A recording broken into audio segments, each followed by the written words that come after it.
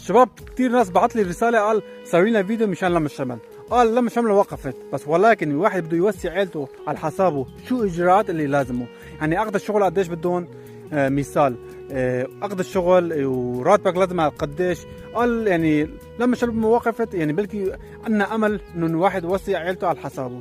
اذا ما في امل هون كمان انه شوف بده اجراءات كثير و اخذ الشغل كثير، يعني ما فينا نسويها يعني ما فينا نجيبه عيلتنا على حسابنا، يعني نرجع هلا احسن ما نستنى سنتين ثانيين. والله قلت له انا ما بعرف، راح اقول لكم يعني كثير رسالات الخاصه جاني قال سوي لنا فيديو. انا حبيت اسوي فيديو يخلي العالم يستفيد منكم.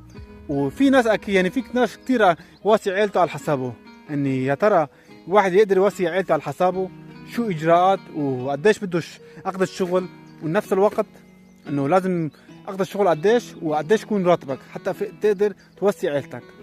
يعني حبيت اسوي فيديو، يعني والله اكثر من 10 رسالات اجاني قال سوي لنا هالفيديو بعد اذنك، اذا شوف خلينا نشوف عالم شو بيحكي.